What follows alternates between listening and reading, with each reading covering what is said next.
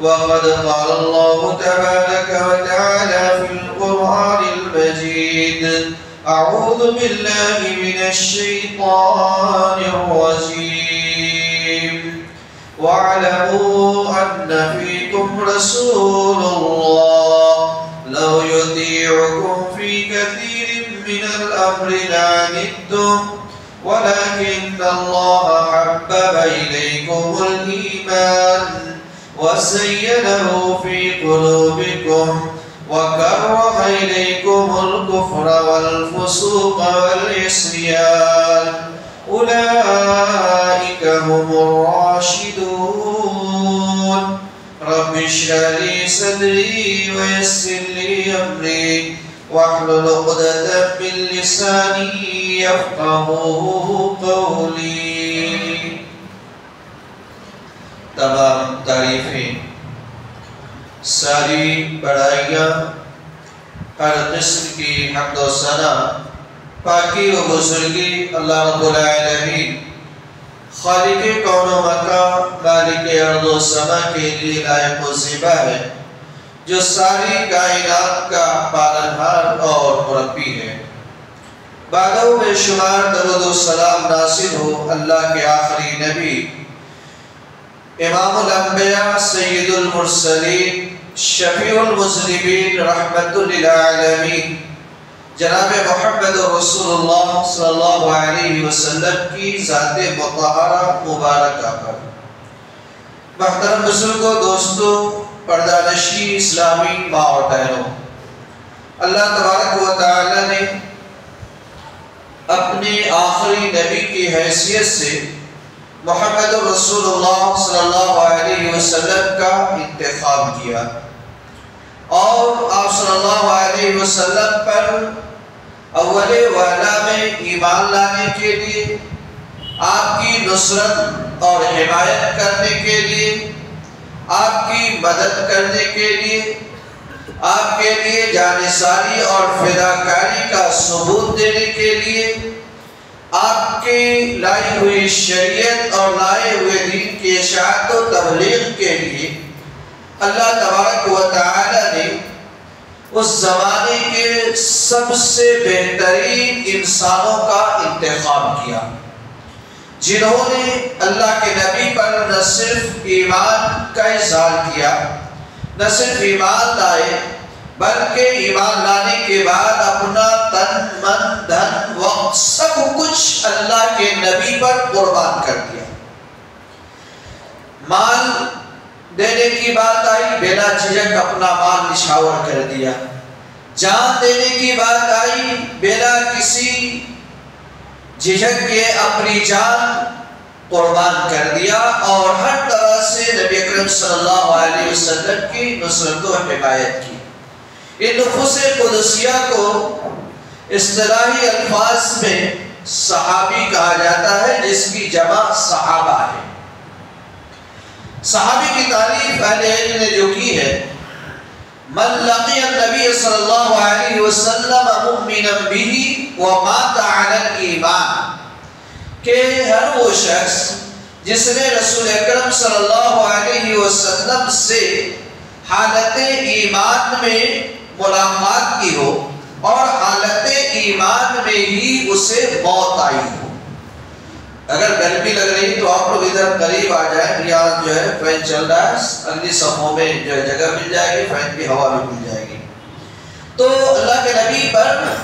ایمان کی حالت میں جس نے نبی سے ملاقات کی اور ایمان کی حالت میں ہی اس کا انتقال ہوا۔ تو یہاں کئی چیزیں، پہلی چیز یہ کہ ایک آدمی جو نبی اکرم صلی اللہ علیہ وسلم کے زمانے میں موجود تھا، آپ صلی اللہ علیہ وسلم پر ایمان بھی لایا، لیکن نبی صلی اللہ علیہ وسلم سے اس کی ملاقات نہیں ہوئی، نبی صلی اللہ علیہ وسلم کے پاس نہیں آیا، شرف ملاقات سے ہمکنار نہیں ہوا، تو ایمان لانے کے باوجود بھی صحابی میں شامل نہیں ہے، اس کو مخضرم کہتے ہیں۔ یا اسی طرح سے ایک ایسا آدمی جو نبی اکرم صلی اللہ علیہ وسلم سے ملاقات تو کیا، لیکن اس کی ملاقات حالت ایمان میں نہیں ہوئی، بعد میں جا کر کسی وقت کوئی ایمان لایا تو وہ بھی صحابی کے صف میں شامل نہیں ہے۔ تو پہلی چیز نبی سے ملاقات ہے۔ دوسری چیز کیا؟ مؤمنا بھی، حالت ایمان میں نبی سے ملاقات کیا۔ اور تیسری چیز ومات علی الایمان، ایمان پر ہی وہ فوت ہوا ہو۔ ایک آدمی حالت ایمان میں نبی صلی اللہ علیہ وسلم سے ملاقات کیا لیکن مرنے سے پہلے وہ مرتد ہو گیا، مرتد ہو کر کے دین اسلام سے پھر گیا، پھر کر کے وہ مر گیا، تو وہ بھی صحابی نہیں ہے۔ اس کا مطلب یہ ہے کہ صحابی وہ ہے جو نبی اکرم صلی اللہ علیہ وسلم پر ایمان لایا، نبی صلی اللہ علیہ وسلم سے ملاقات کی اور اس دنیا سے جاتے ہوئے بھی حالت ایمان میں گیا۔ ایسے لوگوں کی بڑی فضیلت اللہ تبارک و تعالی نے بیان کیا ہے۔ خود قرآن مجید کے الفاظ میں اللہ تبارک و تعالی نے ان کے ایمان، ان کے تقوی، ان کے اخلاص اور ان کے ایثار کو اجاگر کیا ہے، اور ان بنیادوں پر یعنی ان کے ایمان، ان کے تقوی، ان کے اخلاص اور ان کے ایثار کی وجہ سے اللہ تبارک و تعالی نے جن فضائل سے ان کو نوازا ہے، جن مناقب سے اللہ تبارک و تعالی نے انہیں سرفراز کیا ہے، اس کا ذکر کیا۔ اور نبی کائنات جناب محمد رسول اللہ صلی اللہ علیہ وسلم نے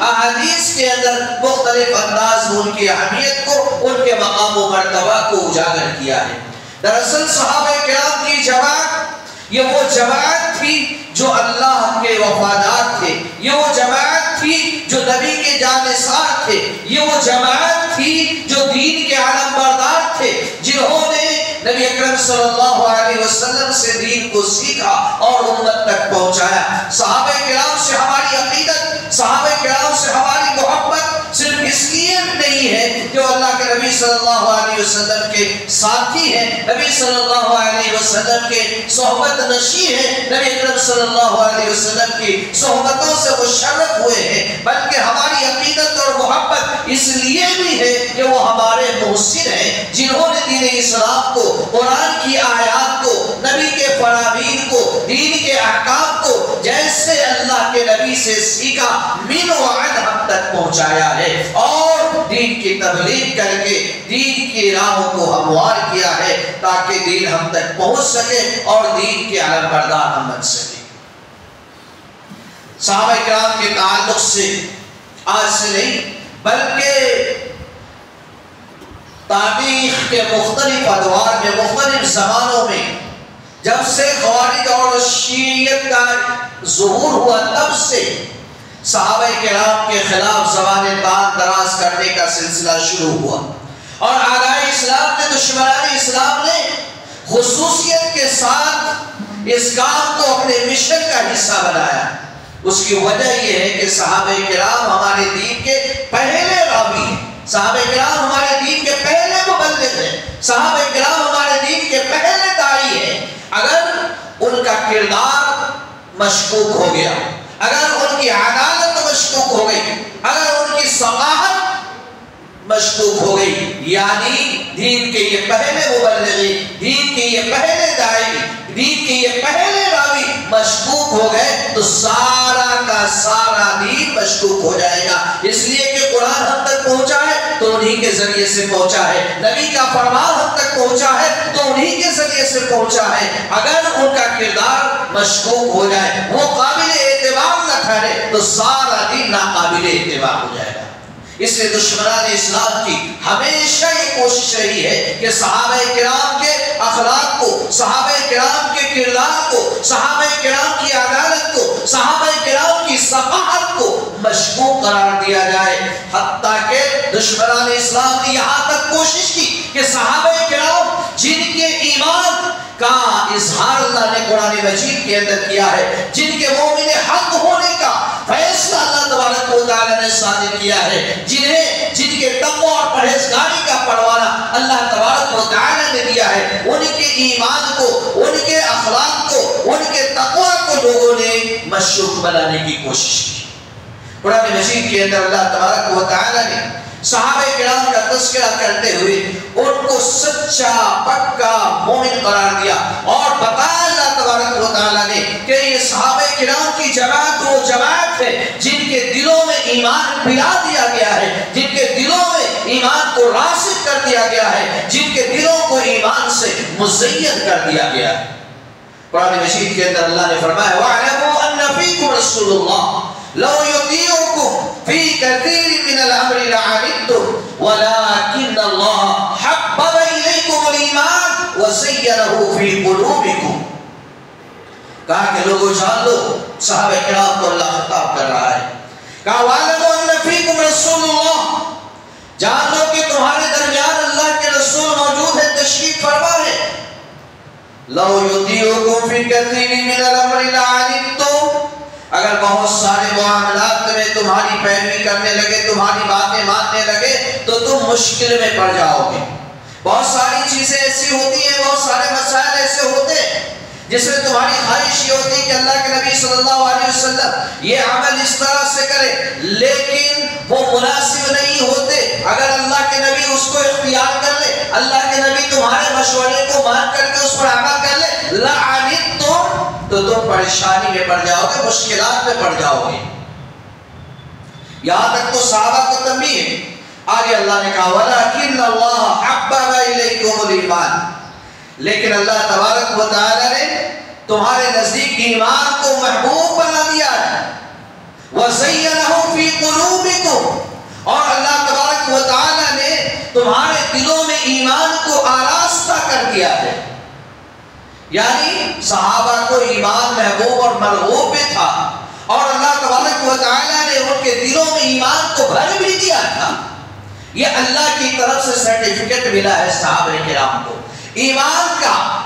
پروانہ ملا ہے صحابہ کرام کو۔ اب اس پروانے کے باوجود، اس سرٹیفکیٹ کے باوجود، اگر کوئی کسی صحابی کے ایمان میں شک کرتا ہے، کسی صحابی کے ایمان پر انگلی اٹھاتا ہے، کسی صحابی کے ایمان کو مشکوک قرار دیتا ہے، کسی صحابی کے ایمان کے حوالے سے زبان تان دراز کرتا ہے، اس کا مطلب یہ ہے کہ وہ رب کے اس فرمان کو ماننے سے منکر ہے، وہ رب کا باغی ہے، اور جو رب کے فرمان کا منکر ہو، جو رب کا باغی ہو، وہ خود مسلمان نہیں ہو سکتا، وہ مومن نہیں ہو سکتا۔ اس کا مطلب یہ ہے کہ جو صحابہ کے ایمان میں شک کرے، جو صحابہ کے ایمان کو مشکوک قرار دے، وہ خود ایمان والا نہیں ہے، وہ خود مسلمان نہیں۔ یہ ایمان کی بات ہوئی۔ اللہ نے آگے کہا وَكَرَّهَ إِلَيْكُمُ الْكُفْرَ وَالْفُسُوقَ وَالْعِصْيَانَ أُولَئِكَ هُمُ الرَّاشِدُونَ۔ اللہ تبارک و تعالیٰ نے صحابہ کرام کے دلوں میں صرف ایمان ہی راسخ نہیں کیا، بلکہ کہا وَكَرَّهَ إِلَيْكُمُ الْكُفْرُ وَالْفُسُوقَ، اللہ تبارک و تعالیٰ نے تمہارے نزدیک کفر کو قبیح بنا دیا ہے، فسق کو قبیح بنا دیا ہے۔ کفر بھی صحابہ کے نزدیک قبیح ترین تھا، اور فسق و فجور گناہ کے کام بھی صحابہ کے نزدیک انتہائی قبیح اور کڑی معاملہ تھا، اور یہ خصوصی انتظام خود اللہ نے کیا۔ اللہ نے کہا وَكَرَّهَ إِلَيْكُمُ الْكُفْرَ وَالْفُسُوقَ وَالْعِصْيَانَ، نافرمانی کے کام بھی اللہ تبارک و تعالی نے تمہارے نزدیک کڑی اور قبیح بنا دیا ہے۔ أُولَئِكَ هُمُ الرَّاشِدُونَ، یہ لوگ ہدایت یافتہ ہیں، یہی لوگ رشد یافتہ ہیں، یہی لوگ سیدھی راہ پر ہیں۔ اللہ تبارک و تعالیٰ نے اس آیت کریمہ کے اندر صحابہ کے ایمان کا بھی ذکر کیا ہے، اور صحابہ کے تقوی کا بھی ذکر کیا ہے۔ تقوی کیا ہے؟ فسق و فجور سے، گناہ کے کاموں سے، معصیت کے امور سے اپنے آپ کو دور رکھنا، بچانا، اس سے اجتناب کرنا۔ اللہ نے ہمیں بتایا کہ صحابہ کرام کی جماعت وہ جماعت تھی کہ جہاں وہ ایک طرف ایمان کی راہ پر بڑی مضبوطی کے ساتھ جمے ہوئے تھے، وہیں وہ برائیوں سے کوسوں دور تھے۔ اسی لیے میرے بھائیو آپ دیکھیں گے کہ اگر کسی صحابی سے، اگر کسی صحابیہ سے کبھی غلطی بھی ہو گئی، کسی خطا کا ارتکاب بھی ہو گیا، کبھی کسی گناہ کا مرتکب بھی ہو گئے، تو فوراً انہوں نے توبہ کیا، فوراً اللہ کی طرف رجوع کیا، یہاں تک کہ اس گناہ کے وبال سے بچنے کے لیے اپنی جان کا نذرانہ بھی پیش کر دیا، اپنی جان بھی حاصل کر دی۔ اللہ تبارک و تعالیٰ نے دوسری آیت کے اندر فرمایا کہ وَأَلْزَمَهُمْ كَلِمَةَ التَّقْوَى وَكَانُوا أَحَقَّ بِهَا وَأَهْلَهَا، کہ اللہ تبارک و تعالیٰ نے انہیں کلمہ تقوی کا پابند بنا دیا تھا۔ وَكَانُوا أَحَقَّ بها وأهلها، اور وہ اس کے حقدار تھے، اس کی اہلیت رکھتے تھے، جس کی بنیاد پر اللہ تبارک و تعالی نے تقوی کی راہ پر انہیں گامزن کیا اور تقوی کی راہ پر ان کو مضبوطی سے اللہ تبارک و تعالی نے جمع دیا۔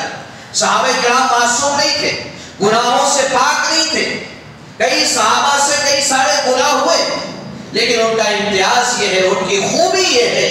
کہ جیسے ہی کبھی گناہ کا ارتکاب ہوا، جیسے ہی کبھی کوئی برائی کی، کبھی کسی خطا کا ارتکاب کیا، فوراً توبہ کیا، فوراً اللہ کی طرف رجوع کیا۔ آپ نے بارہا سنا ہوگا حضرت غامدیہ رضی اللہ عنہ کا واقعہ، ایک خاتون صحابیہ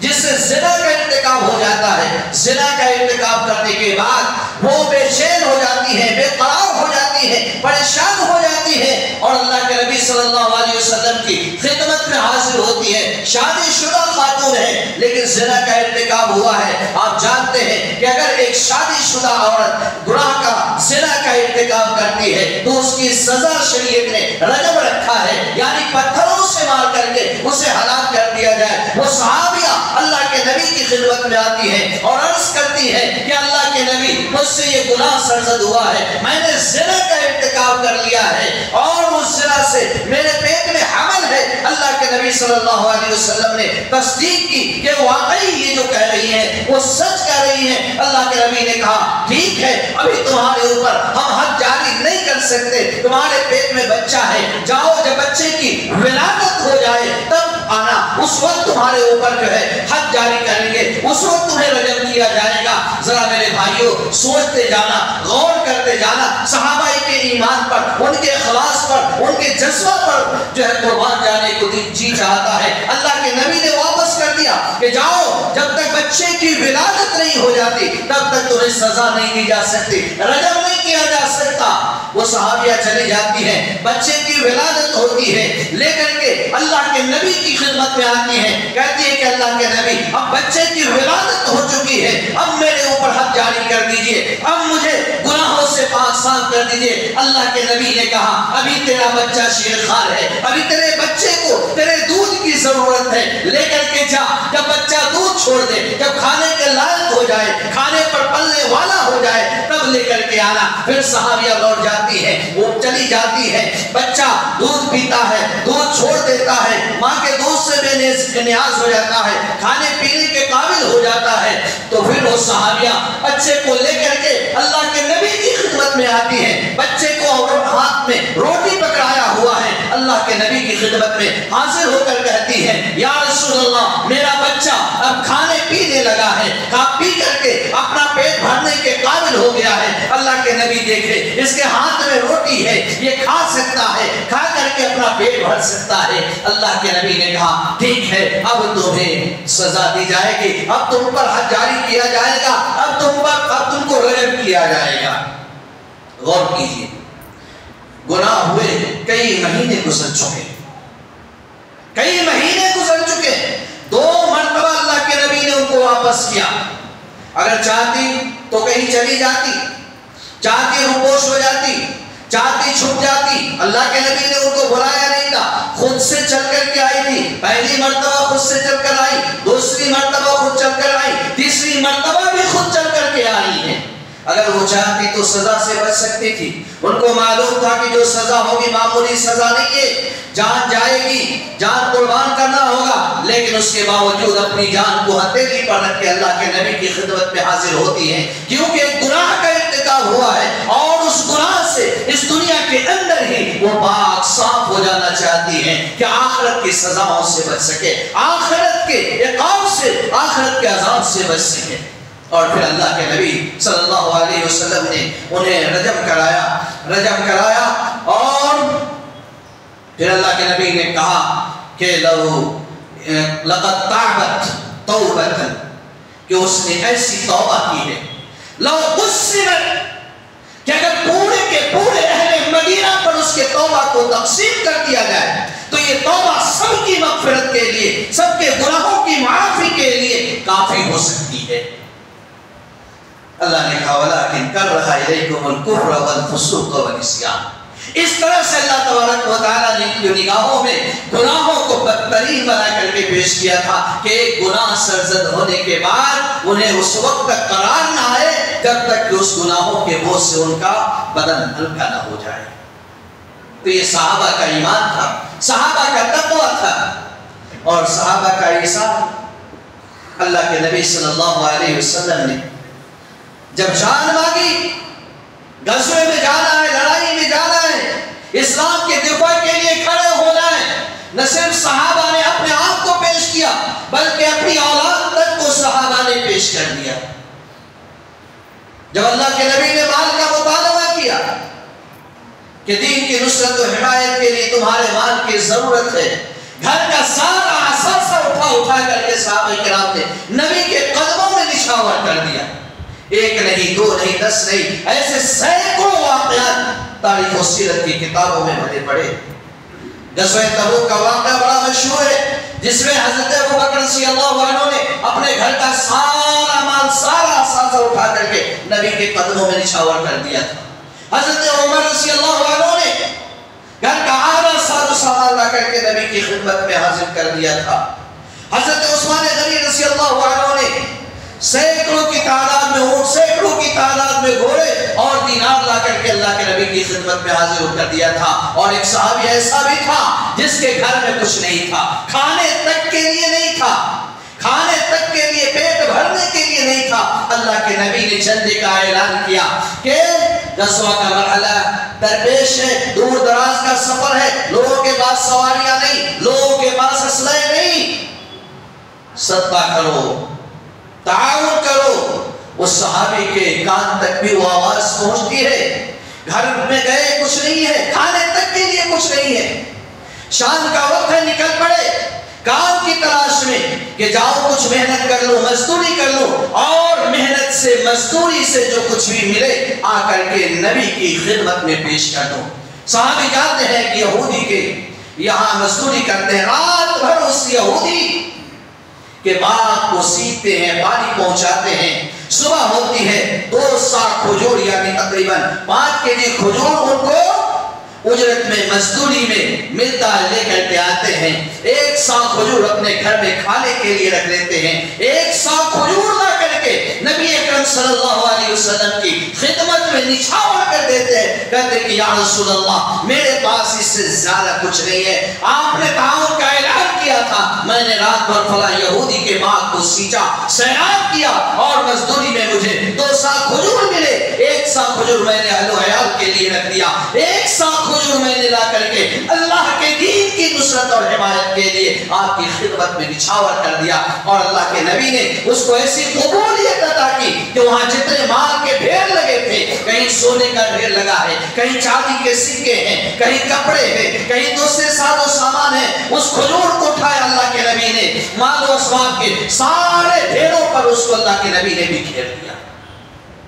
تو یہ صحابہ کرام کا ایثار تھا، ان کی قربانی تھی۔ اگر جانی قربانی کا تذکرہ کیا جائے تو بات بڑی لمبی چلی جائے گی۔ ایک صحابیہ ایسی بھی تھی غزوہ احد میں،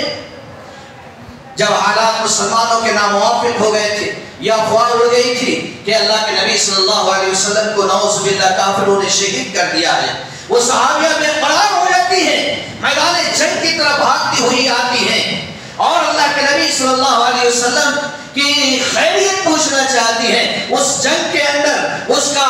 باپ بھی شامل ہے، اس جنگ کے اندر اس کا بیٹا بھی شامل ہے، اس جنگ کے اندر اس کا شوہر بھی شامل ہے۔ آتی ہیں، راستے میں کوئی کہتا ہے تمہارا باپ جنگ میں شہید ہو گیا، آگے بڑھ جاتی ہیں، کوئی کہتا ہے تمہارا شوہر جنگ میں شہید ہو گیا، آگے بڑھ جاتی ہیں، کوئی کہتا ہے تمہارا بیٹا جنگ میں شہید ہو گیا، آگے بڑھ جاتی ہے، پوچھتی ہے بتاؤ کہ اللہ کا نبی کیسا ہے، اللہ کا رسول صحیح سالم ہے یا نہیں ہے۔ صحابہ رہنمائی کرتے ہیں، اللہ کے نبی صلی اللہ علیہ وسلم کے قریب جاتی ہیں، چہرے انور پر نظر پڑتی ہے، کہتی ہیں کل مصیبت بعدک جلل یا رسول اللہ، باپ اگر شہید ہو گیا کوئی بات نہیں، شوہر اگر شہید ہو گیا کوئی بات نہیں، بیٹا شہید ہو گیا کوئی بات نہیں. اگر رسول اللہ صحیح سلامت ہے، اگر رسول اللہ عافیت سے ہے تو ساری مصیبتیں بیکار، ساری مصیبتیں معمولی ہیں. اس طرح سے صحابہ اور صحابیات نے ایثار و قربانی کا مظاہرہ کیا. اللہ نے قرآن کے الفاظ میں ان کے ایثار کو بیان کرتے ہوئے کہا کہ وَيُؤْثِرُونَ عَلَىٰ أَنفُسِهِمْ وَلَوْ كَانَ بِهِمْ خَصَاصَةٌ، کہ ان کا حال یہ ہے وہ ضرورت لاحق ہوتی ہے لیکن دوسروں کی ضرورتوں کو اپنی ضرورتوں پر ترجیح دیتے ہیں. خود بھوکے رہ کر کے دوسروں کو کھلاتے ہیں، خود کپڑا نہیں ہے مگر دوسروں کو پہناتے ہیں، خود ضرورت مند ہے لیکن دوسروں کی ضرورتوں کو ترجیح دیتے ہیں، خود حاجت مند ہے لیکن دوسروں کی حاجتوں کو وہ ترجیح دیتے ہیں. وَيُؤْثِرُونَ عَلَىٰ أَنفُسِهِمْ، وہ اپنے آپ پر دوسروں کو ترجیح دیتے ہیں. وَلَوْ كَانَ بِهِمْ خَصَاصَةٌ، حالانکہ انہیں خود ضرورت ہوتی ہے، انہیں خود حاجت لاحق ہوتی ہے. یہ صحابہ کرام کی قربانیاں تھیں. بعض خبیث اور بدباطل لوگ یہ کہتے ہیں کہ ان صحابہ نے دیکھ لیا تھا، بھانپ لیا تھا، اپنی فراست سے جان لیا تھا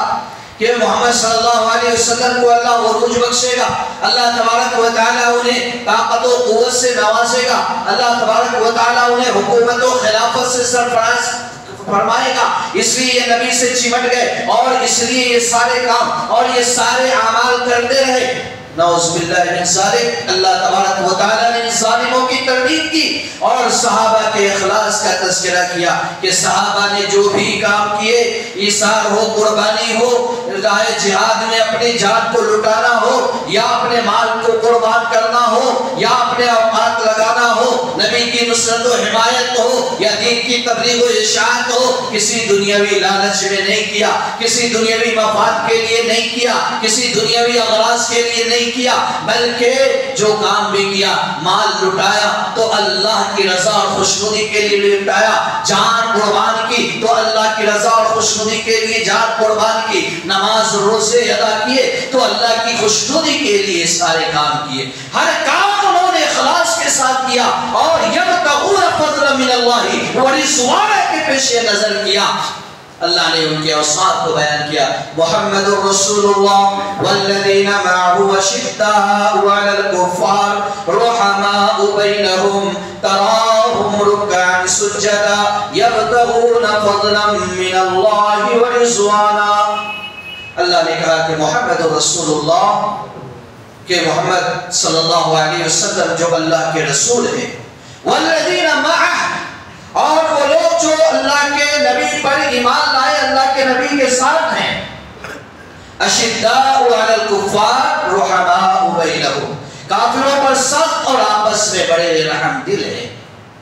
تراہم رکعا سجدا، تم انہیں